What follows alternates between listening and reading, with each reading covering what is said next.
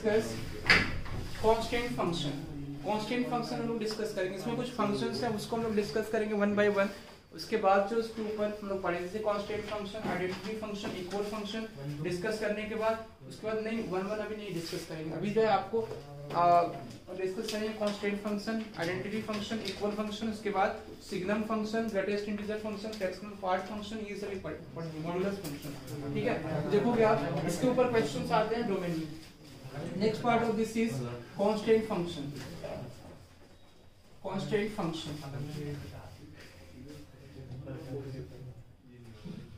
Constant function किसको बोलते हैं? What can we say about constant function? तो देखो जैसे आप लिखेंगे f of x is equal to 5 या f of x is equal to something c, तो c f of x is equal to c, कोई भी एक लाइन जो पैरेलल हो या तो x एक्सिस के, ठीक है, y के पैरेलल हो सकती है, नहीं y is equal to अगर 5 है तो हमेशा पैरेलल होगी x एक्सिस के। तो कोई भी लाइन अगर उसका ग्राफ बनता है ऐसा जो पैरेलल होगी x एक्सिस के तो आपका कांस्टेंट फंक्शन हो जाएगा। क्लियर है? तो f of x is equal to c, तो x की वैल्यू आपने क्या रखी है, मतलब x की वैल्यू आप कुछ भी रख लो वो हमेशा क्या आ जाएगा, c आ जाएगा, कांस्टेंट फंक्शन होगा। Means x belongs to r हो जाएगा, यहाँ पे x belongs to r, x की हर एक रियल वैल्यूज के लिए हमेशा वैल्यूज की क्या आ जाएगी, c आ जाएगी। जैसे f of x is equal to हम 5 लिखे, for example f of x is equal to 5, x की वैल्यू आप 1 पुट करो, x की वैल्यू 2 पुट करो, x की वैल्यू 3 पुट करो, x की वैल्यू 4 पुट करो, whatever you want to put here, हमेशा वैल्यू क्या आएगी इसकी, 5 ही आएगी, इसलिए ये कांस्टेंट फंक्शन है। समझ में आया? अगर f of 1 निकालोगे तब भी 5 आएगा, f of 2 निकालोगे तब भी 5 आएगा, f of 3 फाइंड आउट करोगे तब भी 5 आएगा। इसका ग्राफ कैसे बनेगा तो हम बता देते हैं आपको। f of x is equal to 5 या c का, this is your x axis and this is your y axis, try to understand this point, this is your negative x axis and this is your negative y axis, this is your negative y axis, this is your origin 0, 0, तो here this point c, suppose you mark here this point c and ये आपका graph हो जाएगा f of x is equal to c का। तो देखो x की कोई भी वैल्यू ले लो, हमेशा y की वैल्यू जो है वो c ही आएगी, x की किसी वैल्यूज पे y की वैल्यू हमेशा क्या होगी, c ही आएगी। तो x की वैल्यू आप 1 भी पुट कर लो तब भी c आएगा, x की वैल्यू 2 पुट कर लो तब भी c आएगा, x की वैल्यू आप 15 पुट करो तब भी c ही आएगा। x की कोई भी वैल्यू आप ले लो हमेशा एक कांस्टेंट वैल्यू आएगी and that is c। Clear है सबको? तो इसलिए हम लोग इसको बोलते हैं constant function.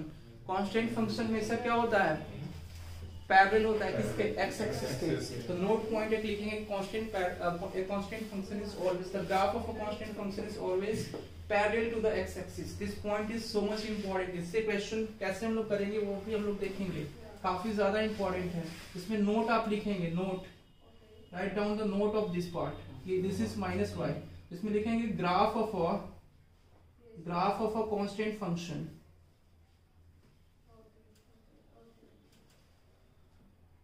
a graph of a constant function is always parallel to the x axis। ठीक है, तो कांस्टेंट फंक्शन का ग्राफ जो है वो हमेशा क्या होता है, पैरेलल होता है x एक्सिस के। ये चीजें आपको समझती हैं, ये हो जाएगा constant function. Next number part of this is identity function. Example और चाहिए? Okay,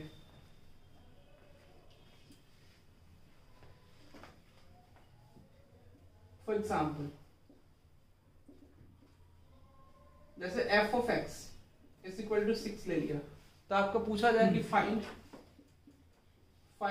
f of 6 is equal to what? तो find f of 6 is equal to what? f of 6 की वैल्यू आपकी क्या हो जाएगी, तो f of 6 हमेशा क्या होगी, 6 ही होगी। इसका हम यूज करेंगे क्वेश्चन में, ठीक है, क्वेश्चन आता है इसमें यूज करेंगे, f of x plus y is equal to f of x into f of y, ऐसे करके आता है वो समथिंग, समझ में आया? तो इसका हम इसमें यूज करेंगे। तो f of 6 is equal to what? तो f of x is equal to 6 you can write down, ये आपका हो जाएगा कांस्टेंट फंक्शन। कांस्टेंट फंक्शन में x की कोई भी वैल्यू आप ले लो हमेशा एक ही वैल्यू आएगी, फिक्स्ड वैल्यू होती है।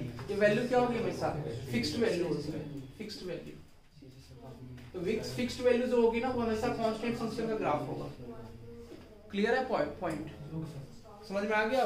या f of x is equal to आप 7 ले लो, आपसे पूछा जाए, अब इसी में पूछ लिया जाए कि f of 12 की वैल्यू क्या होगी, तो f of 12 की वैल्यू हमेशा 6 होगी। f of 100 की वैल्यू अगर आपसे पूछी जाए तो f of 100 की वैल्यू भी क्या होगी, 6 होगी। सबकी वैल्यू 6 ही होगी, तो ये आपका कांस्टेंट फंक्शन हो गया। समझ में आया कि नहीं आया सबको? आपको आ गया। नेक्स्ट है identity function.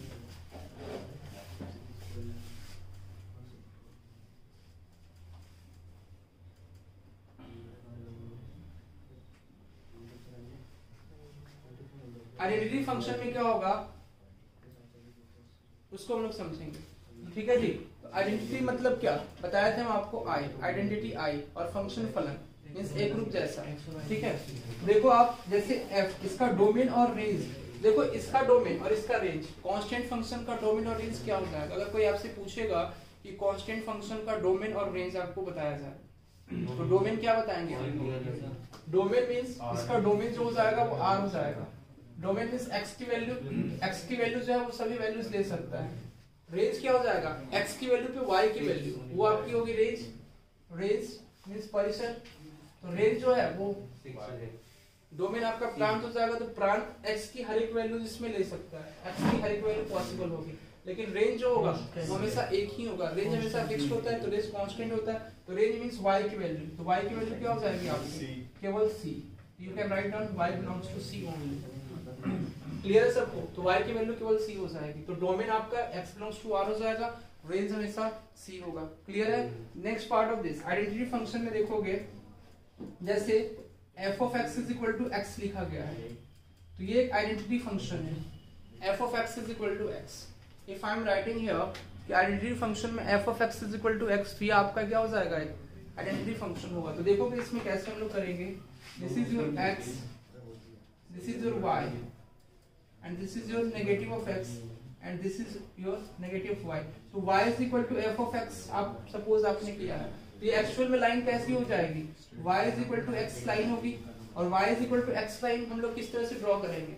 How can you draw y is equal to x line? This is your 0,0, ये क्या हो जाएगा आपका 0,0, और y is equal to x line आपका क्या हो जाएगा? y is equal to x line ये वाला पार्ट होगा, this is your y is equal to x line. Clear है सबको जी? ये आपका हो जाएगा y is equal to x line. This point is clear to all of you और not?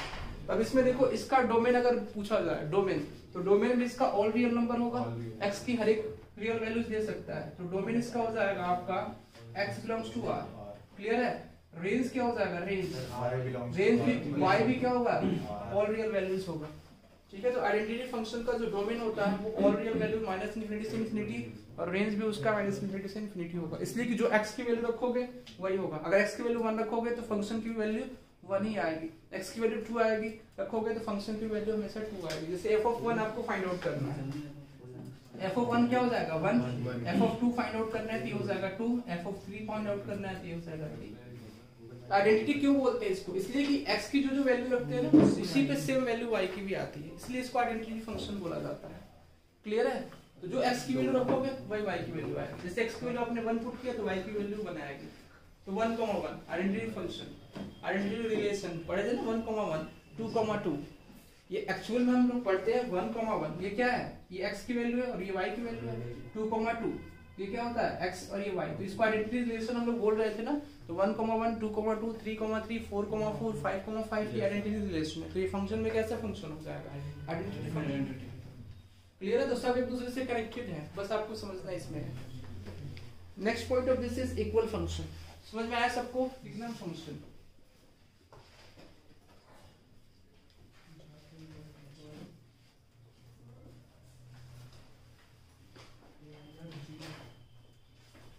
Signum function, signum function क्या हो जाएगा उसको हम लोग देखेंगे। जैसे y इज इक्वल टू ऐसे लिखा जाता है आपका SGN ऑफ x, ठीक है। तो y is equal to SGN of x, ये आपको लिखा गया है, तो इसको हम लोग क्या बोलेंगे? Signum function SGN। ये देखो SGN ऑफ x ये 1 होता है कब? x ग्रेटर देन 0 पे, और 0 हो जाता है x इज इक्वल टू 0 पे, और x लेस देन जब 0 लिखते हैं ये हो जाता है minus of x, sorry minus of 1, minus of 1, ठीक है। तो ये हो जाता है 1x ग्रेटर देन 0 पे, और x इज इक्वल टू 0 पे 0, और x लेस देन 0 पे -1, ठीक है। और ये आपका एक्चुअल में सिग्नम ऑफ x होता है minus of, sorry mod of x upon x, इसको बोलते हैं सिग्नम ऑफ x को बोलते हैं mod of x upon x। Modulus of x upon x, x की वैल्यू ग्रेटर देन 0 रखेंगे तो इसकी वैल्यू देखो मॉड जो है वो ओपन होगा प्लस साइन के साथ, तो एक्स अपॉन एक्स कैंसिल होकर वन आ जाएगा। एक्स इज इक्वल टू 0 रखेंगे तो 0 हो जाएगा, ठीक है। और x लेस देन 0 रखेंगे 0, ठीक है। नहीं ये 0/0 नहीं, ये डायरेक्ट होता है, ये इसमें मत रखना, ठीक है। लिमिट x टेंड्स टू फिर 0 आ जाएगा, समझ में आया? x टेंड्स टू 0 होगा फिर यहाँ पे, it is not equal to 0, x tends to 0 फिर लगाएगा, लिमिट का होगा पार्ट। x लेस देन जब 0 होगा तो -1 हो जाएगा, इसलिए कि minus of x upon x -1 हो जाएगा। क्लियर है सबको? यस, ये होता है आपका सिग्नम फंक्शन। नेक्स्ट हो जाता है इसके बाद मॉडुलस फंक्शन को तो आपने देखा ही है, मॉडुलस फंक्शन का बताने की जरूरत नहीं आई थिंक। देख लो मॉडुलस फंक्शन अगर आपको ऐसे लिखा हुआ है y is equal to mod of x, और y is equal to mod of x अगर आपको लिखा गया है ऐसे तो क्या लिखेंगे आप?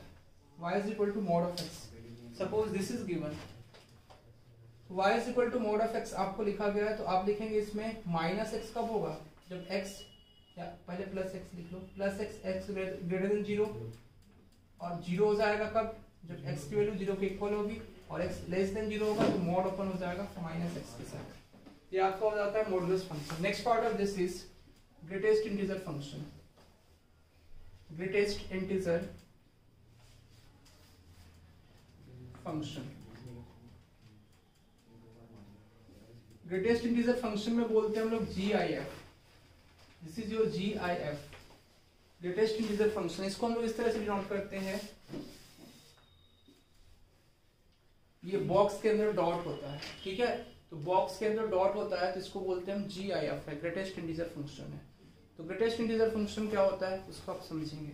तो देखो f of x is equal to, ऐसे लिखते हैं इसको box of x, f of x is equal to box of x, और लिखते हैं where box denotes GIF, greatest integer function. Clear है? तो बॉक्स ऑफ x जो है वो आपका ग्रेटेस्ट इंटीजर फंक्शन हो जाएगा, ये आपको समझा जाता है, ठीक है। तो box of x is a greatest integer function.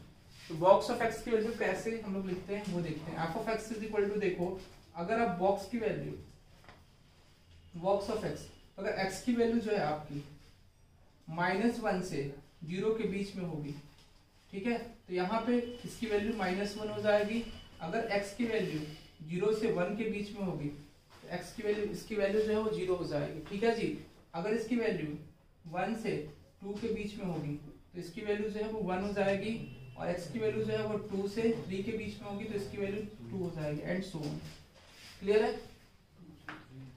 समझ में आया? किसी को कोई डाउट इसमें? अगर x की वैल्यू -1 से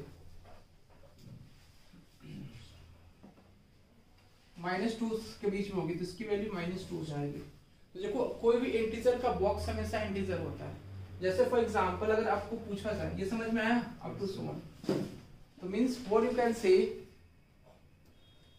कि बॉक्स ऑफ x की वैल्यू किसके बीच में लाई करती है? बॉक्स ऑफ x की वैल्यू अगर आपकी कोई इंटीजर है, बॉक्स ऑफ x की वैल्यू कोई इंटीजर है तो x क्या होगा हमेशा? इंटीजर होगा? नहीं, बॉक्स ऑफ x की वैल्यू हमेशा क्या होती है? इंटीजर होती है। बॉक्स ऑफ x की वैल्यू हमेशा क्या होती है? इंटीजर होती है, हमेशा आई होगी। देखो इंटीजर होगा 0 1 2 3 up to so on, -1 -2 up to so on. तो बॉक्स ऑफ x की वैल्यू हमेशा इंटीजर होगी, ठीक है। लेकिन यहाँ से x की वैल्यू किसके बीच में हो जाएगी? x की वैल्यू अगर हम देखें तो x की वैल्यू किसके बीच में होगी? तो i से i+1 के बीच में होगी। क्लियर है सबको? i से i+1 के बीच में होगी। समझ में आया ये पॉइंट कि नहीं आया? इसको एग्जांपल में देखते हैं। जैसे देखो बॉक्स ऑफ x की हमेशा वैल्यू क्या होती है? इंटीजर होती है, सबको पता हो गया ना।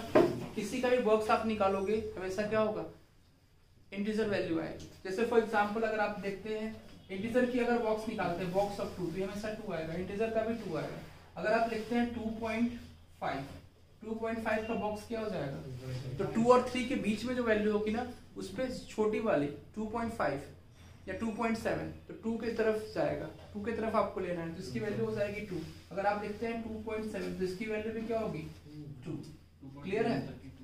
अगर 2.9 लिखते हैं 2.99 तब भी वैल्यू उसकी 2 होगी। क्लियर है इसकी बॉक्स की। अगर आप लिखते हैं 3.99 तो उसकी वैल्यू क्या हो जाएगी 3। क्लियर है सबको। अगर आप ये लिखते हैं -2.99 तो इसकी वैल्यू क्या हो जाएगी -2.99 -2 वो पता था कि आप यही करेंगे। -3 इसका आंसर होगा, इसलिए कि -2.99 -2 से छोटा है, उल्टा चलता है ना नेगेटिव में। समझ में आया? -2.99 क्या है -2 से छोटा है, और -2 से छोटा होगा मीन्स उसकी वैल्यू क्या हो जाएगी -3। तो छोटी वाली वैल्यू हो जाएगी -2 से -3 के बीच में, मतलब -3 से -2 के बीच में छोटी वैल्यू क्या होगी -3, इसकी वैल्यू -3 हो जाएगी। समझ में आया सबको? किसी को कोई डाउट इसमें?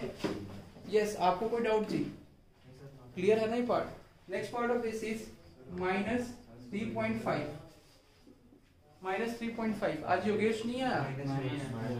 -3.5 क्या हो जाएगा -4। क्लियर है सबको? तो ये आपका ग्रेटेस्ट इंटीजर फंक्शन हो जाएगा। क्लियर है? किसी को कोई डाउट? इसका अगर डोमेन आप लिखेंगे, domain, if you talk about the domain of greatest integer function, तो डोमेन क्या हो जाएगा? डोमेन मींस x की सभी real values, x belongs to r। Range की अगर बात करेंगे, if you talk about the range of greatest integer function, तो रेंज क्या हो जाएगा y belongs to I integer. इसका रेंज जो होगा वो इंटीजर हो जाएगा, और डोमेन जो है उसका r हो जाएगा। ठीक है? तो डोमेन और रेंज भी पूछ लिया जाता है कभी कोई क्वेश्चन में। तो डोमेन क्या हो जाएगा x बिलोंग्स टू r, और रेंज हो जाएगा आपका इंटीजर। क्लियर है?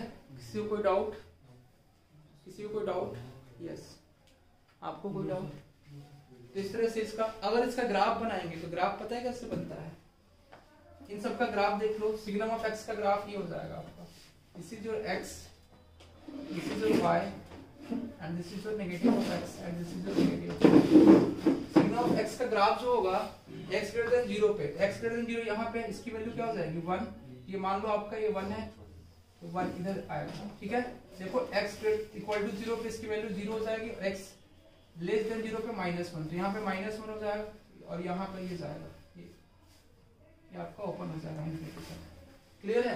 तो ये इसका ग्राफ होता है y is equal to SGN of x, signum of x का। किसी को कोई डाउट? क्या हो गया?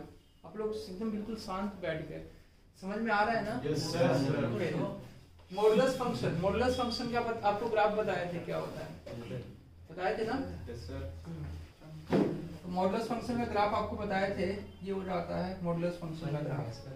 ये x हो जाएगा y, एंड ये हो जाएगा नेगेटिव x, और ये हो जाएगा नेगेटिव y। क्लियर है? इसका ग्राफ कैसे बनाएंगे? ग्रेटेस्ट इंटीजर फंक्शन का ग्राफ से बहुत सारी चीजें क्लियर हो जाती है। ग्राफ से बहुत सारी चीजें क्लियर हो जाती है। तो इसका ग्राफ कैसे बनाएंगे आप ग्रेटेस्ट इंटीजर फंक्शन का? ये देखो ग्राफ इस तरह से बनेगा। इसका ग्राफ इधर ड्रॉ कर देते हैं यहाँ पे।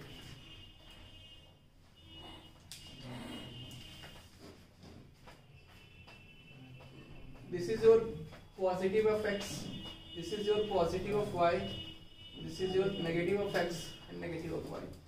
देखो अगर x की वैल्यू 0 और 1 के बीच में है, x की वैल्यू 0 और 1 के बीच में है, तो y की वैल्यू क्या हो रही है 0। x की वैल्यू 0 और 1 के बीच में होगी, यहाँ पर 1 है, y की वैल्यू 0 आ रही है। क्लियर है? अगर x की वैल्यू 1 और 2 के बीच में होगी तो y की वैल्यू कितनी आ रही है 1। समझ में आ रहा है? x की वैल्यू 1 और 2 के बीच में होगी, तो x की वैल्यू 1 और 2 के बीच में, तो यहाँ पे हो जाएगा 1 और 2 के बीच में, और y की वैल्यू कितनी आ जाएगी 1, तो y यहाँ पे 1 हो जाएगा, यहाँ पे 2 बना लो आप, यहाँ पे 3, तो यहाँ पे -1 -2। देखो y की वैल्यू जो है, समझ लो यहाँ पे try to understand this part, y की वैल्यू 1 कब हो रही है जब x की वैल्यू 1 से 2 के बीच में होगी, तो x की वैल्यू 1 से 2, तो 1 पे क्या है क्लोज है और 2 पे ओपन है। क्लियर है? समझ में आया? उसके बाद नेक्स्ट पार्ट ऑफ दिस कि x की वैल्यू जो 2 से 3 के बीच में कितनी आ रही है 2, तो यहाँ पे 2 आ रही है, 2 से 3 के बीच में 2 पे क्या क्लोज है और ये 3 है। इस तरह से इसका ग्राफ बनता है। Similarly you can draw the graph for this. देखो -1 से 0 के बीच में इसकी वैल्यू क्या है -1 है, तो -1 से 0 के बीच में, तो -1 पे क्या होगा क्लोज, और 0 पे जो है वो ओपन हो जाएगा, तो ये ओपन हो जाएगा 0 में। ठीक है। उसी तरह से सिमिलरली -2 से -1 के बीच में इसकी वैल्यू कितनी है ना, यहाँ पे ही होगा, सॉरी, -1 से 0 के बीच में कितना है, -1 है ना, यहाँ पे होगा।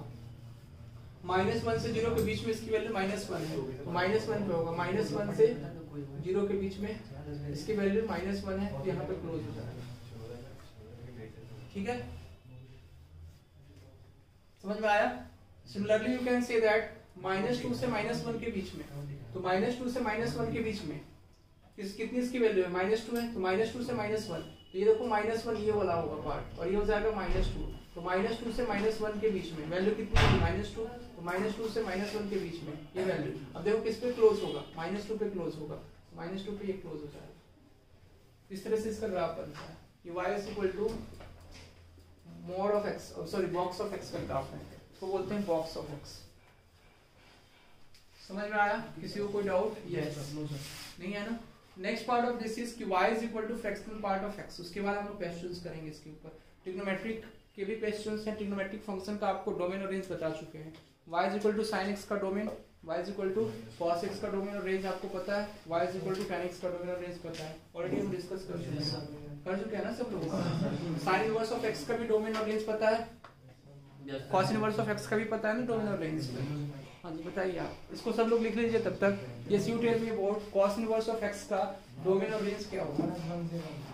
डोमेन क्या हो जाएगा, -1 से 1, cos इनवर्स ऑफ x का डोमेन -1 से 1, ठीक है। रेंज क्या हो जाएगा, 0 से पाई। Yes,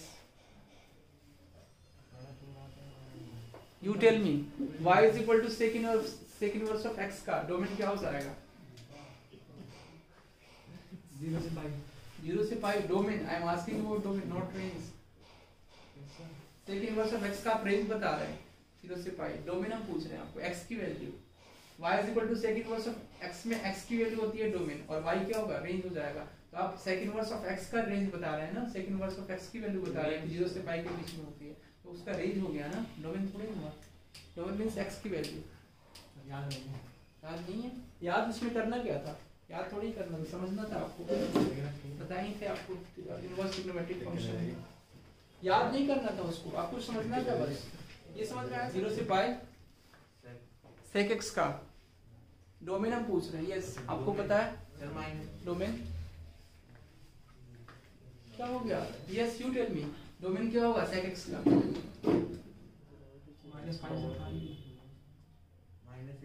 what is this. आप लोग क्या करते हैं, फ्रैक्शनल पार्ट फंक्शन, याद कुछ नहीं करना था ना, आपको बताए थे फ्रैक्शनल पार्ट फंक्शन, तब हमको बताना पड़ेगा कॉन्सेप्ट। हम सोच रहे थे कि हम बता के डायरेक्ट उसके ऊपर क्वेश्चन करें। फ्रैक्शनल पार्ट फंक्शन एफपीएफ, आप लोग रिवाइज नहीं करते, इसका मतलब एफपीएफ एक कहावत का ये है, पता है ना आपको, पान के बारे में, कि पान कहा जाता था ना, पान सड़ा क्यों, ठीक है, और हाँ घोड़ा अड़ा क्यों और रोटी जली क्यों, तीनों का एक ही आंसर होता है, फेरे बिना, ठीक है, उलट फेर किए बिना। तो पाठ जो है इंसान भूल जाता है, ठीक है, तो बिना फेरे बिना मीन्स बिना, जब तक आप रिवाइज नहीं करेंगे तो पाठ भूल जाएंगे। फ्रैक्शनल पार्ट फंक्शन एफपीएफ, ठीक है। तो फ्रैक्शनल पार्ट फंक्शन जो है वो आपको हम लोग पढ़ रहे हैं। तो y इज इक्वल टू, देखो फ्रैक्शनल पार्ट फंक्शन को इस तरह से हम लोग नोट करते हैं करली ब्रैकेट में, this is known as fractional part of x। तो y इज इक्वल टू, इसको बोलते हैं फ्रैक्शनल पार्ट ऑफ x। समझ में आ रहा है सबको। तो y is equal to fractional part of x, this is known as fractional part of x, fractional part of x। This point is clear to all of you और not. Fractional part of x, इसको बोलेंगे y is equal to fractional part of x।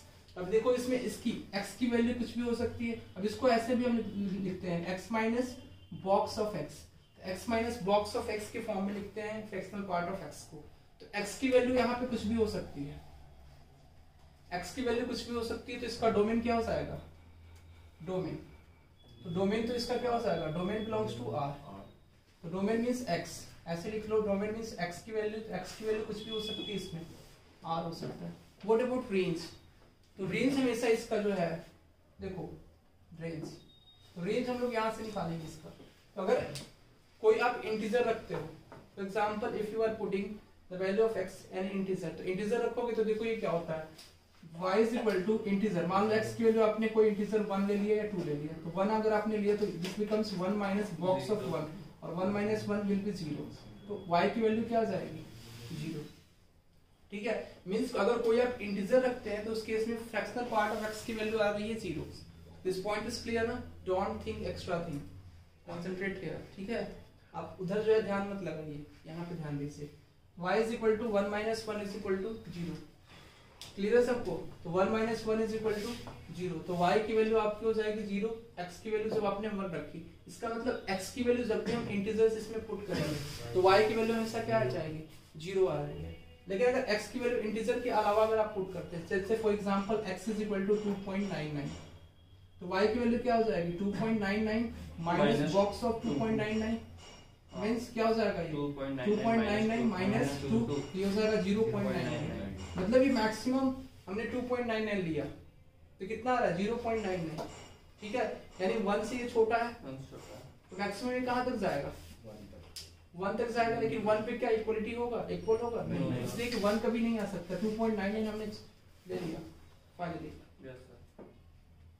समझ में आया, और बाकी integer अगर हम 3 लेते हैं तो उस पे तो 0 ही आ जाएगा। इसका मतलब इसका रेंज जो है वो 0 से y की वैल्यू जो है y बिलोंग्स टू 0 to 1, 0 पे क्लोज हो जाएगा और 1 पे ओपन हो जाएगा, ऐसे लिख सकते हैं आप, y की वैल्यू जो है वो 0 से 1 के बीच में होगी।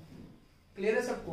अब क्वेश्चन में पूछा जाता है कि फ्रैक्शनल पार्ट फंक्शन का जो वैल्यू है वो 0 कब होता है, जब x की वैल्यू आप इंटीजर रखते हैं, x की वैल्यू इंटीजर रखेंगे तो then fractional part of x की वैल्यू हमेशा क्या हो जाएगी 0 हो जाएगी। तो x की वैल्यू जब आप इंटीजर रखेंगे तो फ्रैक्शनल पार्ट ऑफ x की वैल्यू हमेशा 0 हो जाएगी, और इसकी रेंज हमेशा 0 और 1 के बीच में ही होती है।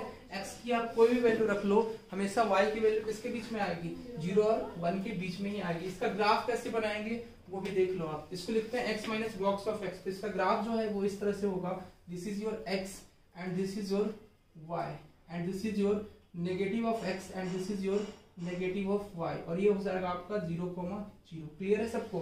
तो x की कोई भी वैल्यू ले लो हमेशा 0 और 1 के बीच में आएगा।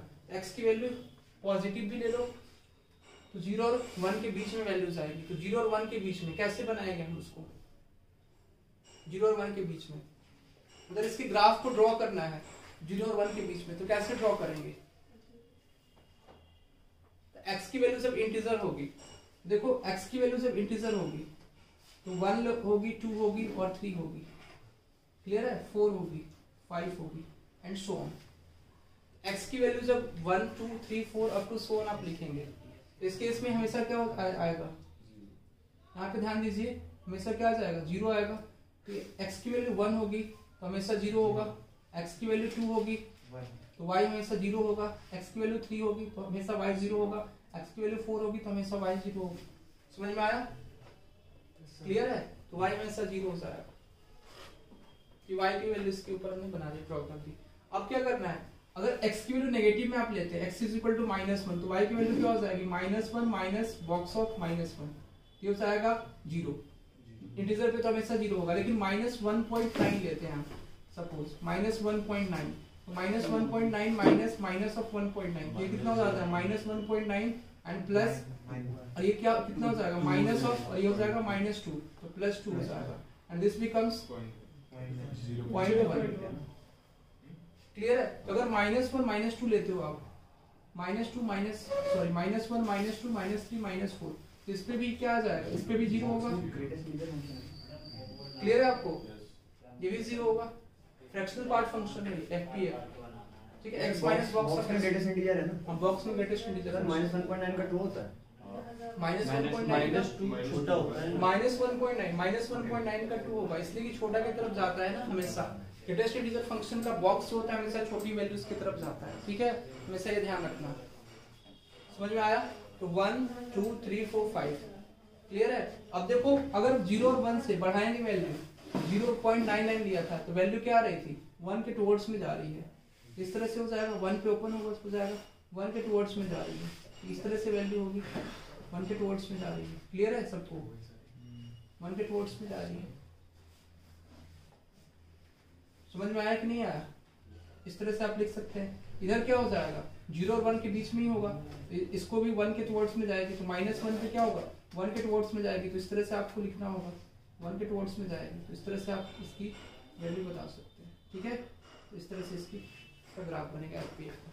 This is your FPF function part of function y is equal to curly bracket of x। Clear है, किसी को कोई doubt? Next point of this is trigonometric function का हम लोग देखते हैं, डोमेन और रेंज।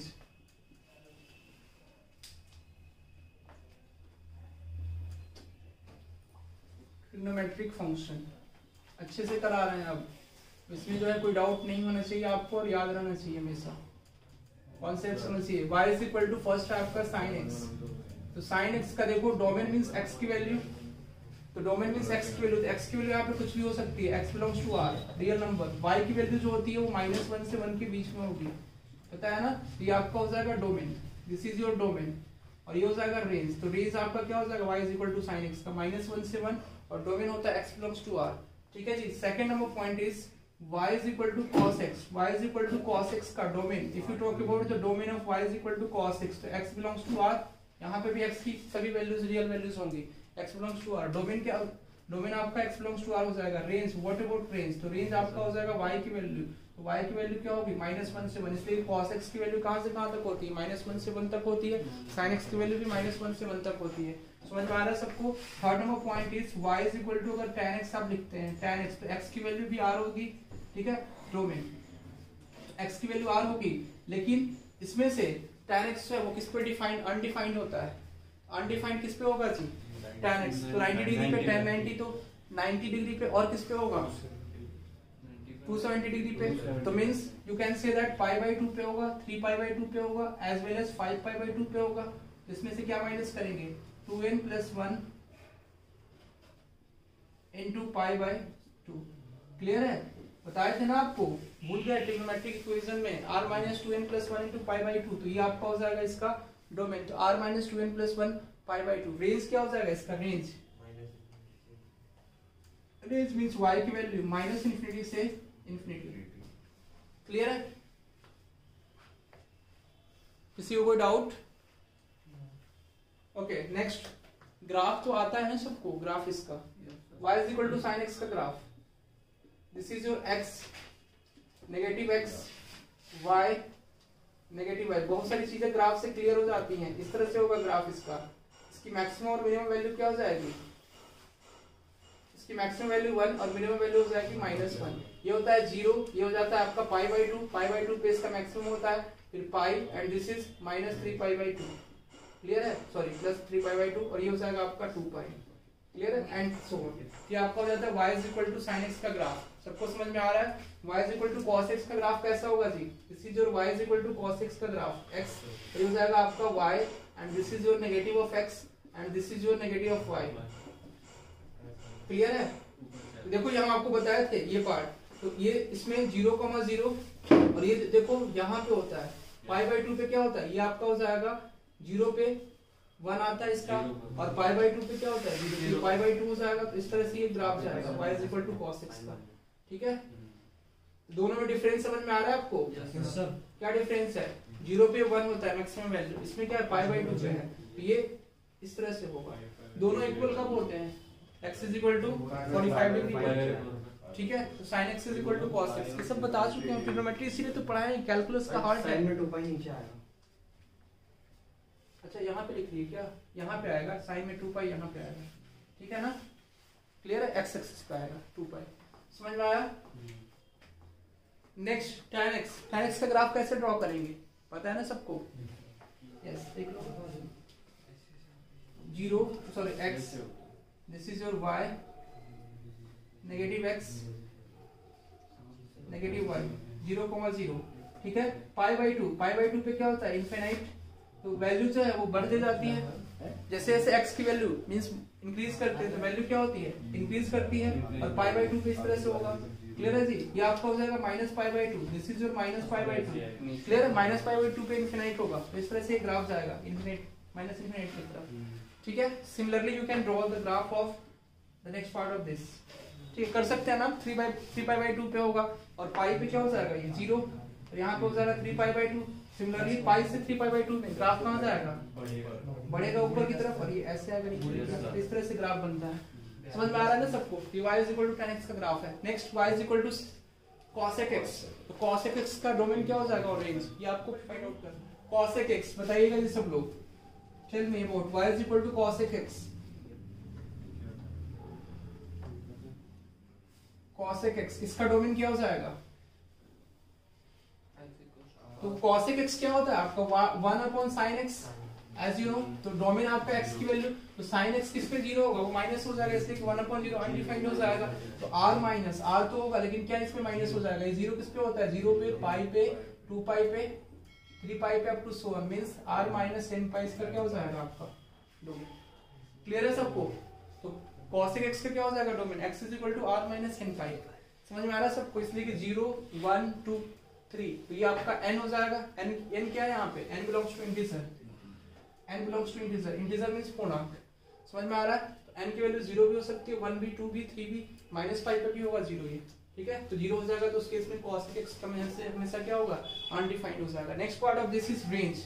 रेंज इसका क्या हो जाएगा जी, रेंज आपको बताए थे कि mod of cosec x is greater than equal to 1 होता है, ठीक है। तो mod of, तो इसको हम लोग लिखते हैं ऐसे, -∞ से -1, ठीक है, यूनियन 1 से इंफिनिटी, या इसको ऐसे भी लिखते हैं r माइनस -1 से 1। क्लियर है? ऐसे भी लिखा जाता है, या आप लिखते हैं mod of cosec x, ठीक है, is greater than equal to 1। इसका मतलब ये भी होता है। तो these three things are the same here। समझ में आया? किसी को कोई डाउट इसमें? नेक्स्ट cosec x के बारे में पूछे थे आपसे, ठीक है ना, ये 4th नंबर हो जाएगा, 5th number.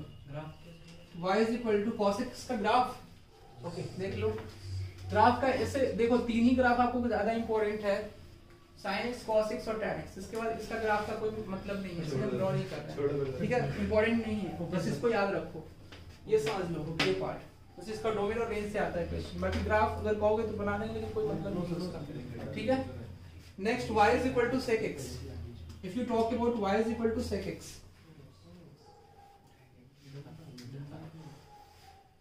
y = sec x, इसका डोमेन क्या हो जाएगा, तो sec x क्या होता है आपका 1/cos x, means cos x जहां पे 0 होगा वहां पे इसका डोमेन नहीं लेगा, मींस डोमेन में वैल्यूज नहीं आएंगी, तो डोमेन क्या हो जाएगा आपका, domain x belongs to r minus, ये कहां पे 0 होगा, x = π/2 पे, 3π/2 पे, 5π/2 पे। इट मींस दैट 1 3 5 ऑड है, ऑड है मींस 2n + 1 और π/2, तो ऑड π/2, ठीक है, 2n + 1 * π/2। क्लियर है? रेंज क्या हो जाएगा, what about the range. Range की अगर आप बात करेंगे तो रेंज देखो सेम एज जो cosec x का रेंज होता है वही इसका भी रेंज होगा। तो y बिलोंग्स टू -∞ से -1 यूनियन 1 से इंफिनिटी, ठीक है। इसको ऐसे भी लिखते हैं r minus, y belongs to r minus -1 से 1 के बीच में वैल्यूज आप क्या कर रहे हैं, माइनस कर रहे हैं। क्लियर है सबको? थोड़ा सा नंबर लाइन पे आपको रिप्रेजेंट करके दिखा दे रहे हैं कि ये क्या होता है, ठीक है। -∞ से इंफिनिटी, और ये हो जाएगा आपका -1 और ये हो जाएगा 1। तो 1 से इंफिनिटी के बीच में ये वैल्यू लेता है, और -∞ से -1 के बीच में ये वैल्यू लेता है। ये वैल्यूज बस लेता है, -1 से 1 के बीच में वैल्यू नहीं लेता है। क्लियर है सबको? Next part of this is 6th number part. 6th number part आपका हो जाएगा y = cot of x। तो cot of x का अगर डोमेन बात करें आप, cot of x का डोमेन, तो डोमेन क्या हो जाएगा, x belongs to, yes domain, what about the domain of this function, तो डोमेन क्या हो जाएगा जी, x belongs to what, r minus, yes. तो ये क्या होता है, देखो समझो, cos x upon sin x होता है आपका ये cot x। तो sin x जहां पे 0 होगा, तो sin x जहां पे 0 होगा वहां पे क्या हो जाएगा, cot x अनडिफाइंड हो जाएगा। क्लियर है सबको? अनडिफाइंड होगा ना, तो sin x is not equal to 0, तो sin x 0 कहां पे होगा, 0 पे, पाई पे, 2 पाई पे, 3 पाई पे, up to so on, n pi पे 0 होगा। तो x belongs to r minus n pi हो जाएगा, ये cot x का हो जाएगा। क्लियर है सबको कि नहीं क्लियर है? Next part of this is range क्या हो जाएगा, रेंज y बिलोंग्स टू -∞ से इंफिनिटी। नेक्स्ट है आपका इनवर्स ट्रिग्नोमेट्रिक फंक्शन का, नेक्स्ट है inverse trigonometric function. Inverse trigonometric function, inverse trigonometric function. If you talk about inverse trigonometric function, आपको समझ में आ रहा है? कोई डाउट है इसमें? कोई डाउट है तो बता दीजिए इसमें। y बिलोंग्स टू -∞ से इंफिनिटी, इसलिए कि यहाँ पे x की जो भी वैल्यूज रखेंगे y रेंज में सब -∞ से इंफिनिटी के बीच में आएगा। नेक्स्ट इनवर्स ट्रिग्नोमेट्रिक फंक्शन में हम लोग देखेंगे y is equal to sine inverse of x या थीटा, ऐसे लिखते हैं ना हम लोग, इसी फॉर्म में हम बता रहे हैं आपको, ठीक है जी। y is equal to sine theta, ठीक है, तो थीटा इज इक्वल टू क्या हो जाएगा साइन इनवर्स ऑफ y, इसका डोमेन क्या होगा, डोमेन डोमेन ये हो जाएगा। तो देखो पहले थीटा जो था sine theta is equal to y, तो y क्या है इसका पहले रेंज था, तो ये इसका डोमेन हो जाएगा, तो रेंज चेंज हुआ डोमेन में, तो डोमेन भी सेम होगा, ये क्या हो जाएगा -1 से 1 के बीच में, y की वैल्यू यहाँ पे, तो यहाँ पे x ही लिख लो आप ऐसे, y is equal to sine inverse of x, लेकिन इसी फॉर्म में आपको बता रहे हैं y is equal to sine inverse of x ही हो जाएगा, और y की वैल्यू डोमेन मींस x की वैल्यू और y की वैल्यू मींस रेंज, ये आपको बस बताने के लिए लिखे हुए हैं, ठीक है। y की वैल्यू तो देखो साइन इनवर्स ऑफ अगर -1 रखोगे तो -π/2 होगा, और π/2, तो -π/2 से π/2 तक होगा इसका रेंज। ये तो अभी रिसेंट में ही आपको कराया थे, ये तो याद है ना सबको, ओके। ये फर्स्ट नंबर पॉइंट हो जाएगा। Second number point is y is equal to, अगर cos थीटा आपको लिखा हुआ है तो थीटा इज इक्वल टू क्या लिखेंगे cos इनवर्स ऑफ y, तो यहाँ से डोमेन क्या हो जाएगा, if you talk about domain, domain हो जाएगा x बिलोंग्स टू -1 से 1, सिमिलरली सेम, इसलिए कि y क्या आपका रेंज है, रेंज यहाँ पे डोमेन होगा, रेंज क्या हो जाएगा -1 से 1 के बीच में, तो डोमेन भी -1 से 1 के बीच में होगा, क्लियर है। Next part of this is range, तो रेंज क्या हो जाएगा, देखो जब -1 रखोगे ये हो जाएगा 0 से π, तो रेंज आपका हो जाएगा 0 से π, क्लियर है सबको, तो कर लोगे ना इस तरह से आप, कोई डाउट इसमें, लिखिए इसको इस पार्ट को, और तीन चार जो है ना एक्स्ट्रा वो लिख के दिखाइए, y is equal to tan inverse of x का रेंज और डोमेन, और fourth number is y is equal to cosec inverse of x का रेंज और domain, and next number point is y is equal to cosec के बाद आपका हो जाएगा sec इनवर्स ऑफ x का रेंज और domain, y is equal to sec inverse of x का range and domain, sec inverse of x का range and domain. Six number is y is equal to cot inverse of x का range and domain, आप find out करके बताइए जल्दी से।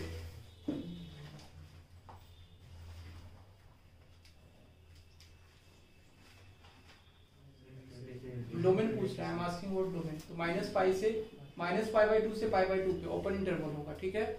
y is equal to tan inverse of x का अगर range अगर हम देखें y is equal to tan inverse of x का, तो -π/2 से π/2 ओपन होगा, क्लियर है। उसका जो डोमेन होगा वो क्या हो जाएगा, -∞ से इन्फिनिटी, और कुछ और भी उसमें माइनस करेंगे,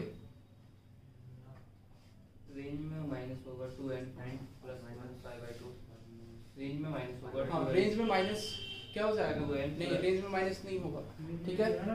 तो इसमें क्या हो जाएगा, आपका रेंज हो जाएगा -π/2 से π/2, और डोमेन आपका हो जाएगा -∞ से इन्फिनिटी, क्लियर है सबको।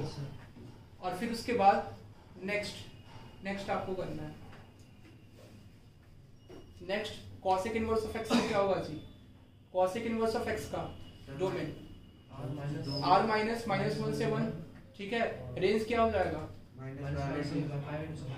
-π/2 से -0, यस -π/2 से π/2 -0, इसलिए कि 0 जो है cosec इनवर्स ऑफ x नहीं हो सकता, ठीक है। cosec इनवर्स ऑफ x 0 नहीं हो सकता, इसलिए कि 1/sin x कभी 0 हो सकता है, नहीं हो सकता, ठीक है। तो -0, यस बिल्कुल सही है। नेक्स्ट लिख लो ना, यहाँ पे लिखवाई देते हैं आप लोगों को, देखिए y is equal to tan inverse of x है जी, इसका डोमेन क्या हो जाएगा आपका, x बिलोंग्स टू -∞ से इन्फिनिटी, और रेंज क्या हो जाएगा -π/2 से π/2, क्लियर है सबको। Next part of this is y is equal to cosec inverse of x, clear है। cosec इनवर्स ऑफ x में डोमेन क्या हो जाएगा, तो आपको बताया था ना y is equal to cosec theta लिख रहे हो, तो थीटा इज इक्वल टू क्या हो जाएगा cosec इनवर्स ऑफ y, देखो इसका रेंज जो है उसका डोमेन हो जाएगा, समझ में आ रहा है, तो रेंज डोमेन हो जाएगा। इतना अच्छा से तो आपको बताए थे इनवर्स ट्रिग्नोमेट्रिक फंक्शन में पढ़ाए थे, तो ये सब चीजें कैसे इसमें चेंज होता है। तो y क्या हो जाएगा इसमें -∞ से -1, x की वैल्यू -1 यूनियन 1 से इन्फिनिटी, क्लियर है, this is your domain. Next about this is range, range क्या हो जाएगा जिसमें, रेंज की बात करेंगे तो रेंज क्या हो जाएगा आपका x बिलोंग्स टू -π/2 से π/2, क्लियर है? यूनियन माइनस क्या हो जाएगा आपका? जीरो, इसलिए कि जीरो नहीं हो सकता इसमें। समझ में आया सबको? Next part of this is y is equal to sec inverse of x। Sec inverse of x में डोमेन क्या हो जाएगा? डोमेन मींस x की वैल्यू क्या हो जाएगी? अब देखो similarly you can say that y is equal to sec theta, तो थीटा इज इक्वल टू क्या हो जाएगा जी? Sec inverse of y। तो जो इसका रेंज था वो इसका डोमेन हो जाएगा, तो means x belongs to minus infinity से -1 यूनियन 1 से इंफिनिटी, और you can say that r minus of -1। ठीक है, रेंज क्या हो जाएगा? If you talk about range, तो रेंज देखो x belongs to, sorry y होगा ना यहाँ पे, y बिलोंग्स टू, तो y बिलोंग्स टू रेंज क्या हो जाएगा यहाँ पे? 0 से पाई और माइनस 0 माइनस पाई बाय 2। ठीक है, पाई बाय 2 क्लियर है? माइनस पाई बाय 2 हो जाएगा, इसलिए कि देखो माइनस पाई बाय 2 इसलिए करेंगे cosec 0 किस पे होता है? Sec inverse of x। देखो ना y is equal to sec theta, sec theta क्या होता है? 1 अपॉन cos थीटा, तो ये 90 पे क्या हो जाता है? 0 अनडिफाइंड हो जाएगा, इसलिए माइनस पाई बाय 2 करेंगे। समझ में आया सबको? Next part of this is y is equal to, इतना अच्छा से आपको बताया था, आप लोग रिवीजन नहीं किए, सब बेकार कर दी। y is equal to cos inverse of x, revision आप लोगों ने नहीं किया, इसका मतलब है ना अच्छे से। कुछ ही स्टूडेंट हैं जो किए रिवीजन, पढ़ाई नहीं करते घर से जाके आप लोग। हाँ, y is equal to cot inverse of x, yes you are, y is equal to cot inverse of x, x की वैल्यू क्या हो जाएगी यहाँ पे जी? x डोमेन माइनस पाई से पाई, x belongs to minus infinity से इंफिनिटी।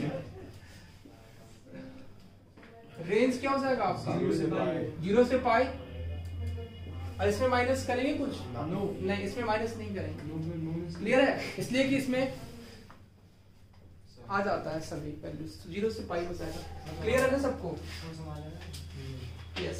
तो अब ये हो गया, अब आगे क्वेश्चन हम लोग देखते हैं। क्वेश्चन अच्छा है, डोमेन आपको फाइंड आउट करना है, डोमेन। तो फाइंड डोमेन, अब घर से करके लाना आप इसको। Find domain, y is equal to f of x is equal to this function है आपका under root of 1 minus under root of 1 minus under root of 1 minus x square. इसका डोमेन कैसे फाइंड आउट करेंगे? Second number है आपका f of x is equal to under root of minus log 0.3 x minus 1 upon minus x square plus 2x plus 8। इसका domain कैसे find out करेंगे? आप question लिख लीजिए और घर से करके लाएंगे आप। ठीक है, डोमेन इसका फाइंड आउट करना है। f of x is equal to under root of sec inverse of 2 minus mod of x upon 4। Fourth number है y is equal to, domain find out करना है cos inverse of box of x square minus 3 upon 5 plus log base 2 mod of x minus 1। ठीक है, box यहाँ पे वेर लिख लेना, box denote the GIF means greatest integer function. Base में है ना? कौन सा? log बेस 2, हाँ 2 बेस में है, mod of x minus 1। Next आपका डोमेन फाइंड आउट करना है इसका f of x is equal to, इसको हम डिस्कस कर देंगे अभी, 24 माइनस एक्स c, ये कॉम्बिनेशन का पार्ट है, 3x माइनस 1। इसका डोमेन आपको फाइंड आउट करना है, plus 40 minus 6x c 8x minus 10। इसका डोमेन आपको फाइंड आउट करना है। ठीक है जी, क्लियर है ना सबको? Next part of this question का लेवल थोड़ा सा और इंक्रीज कर रहे हैं। ठीक है, domain y is equal to f of x is equal to this, इसका डोमेन आपको फाइंड आउट करना है under root of 1 upon mod of x minus 1 cos inverse of 2x plus 1 into tan 3x। इसका domain क्या हो जाएगा? ये आप फाइंड आउट करेंगे जी सब लोग, कर लेंगे ना? इजी है? ठीक है, और भी लेना है क्वेश्चन? करके आइए घर से सब। हाँ कल संडे भी है क्या? ओके आपने याद दिला दिया। एक और क्वेश्चन लिख लीजिए 7th number. 7th number question is f of x is equal to this under root of sin inverse of 2x plus 5 by 6।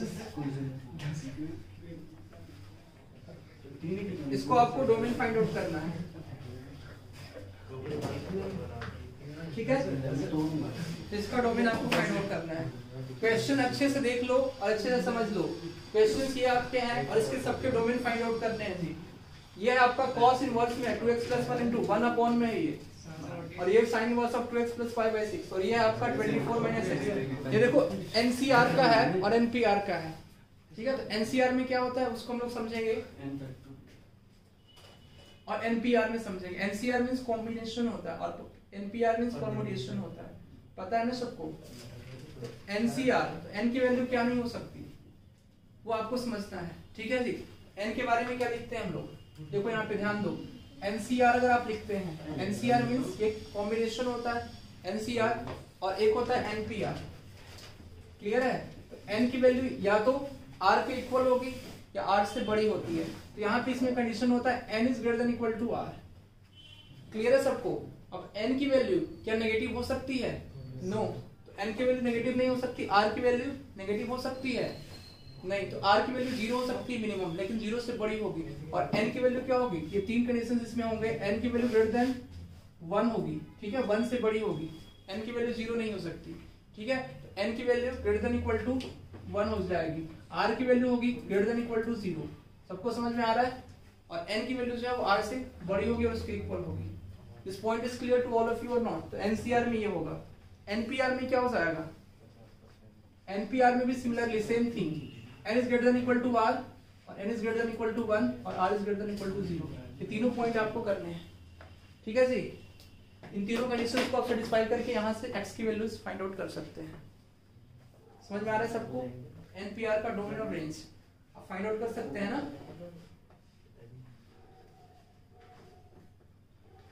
Tough तो नहीं है ना, इजी है?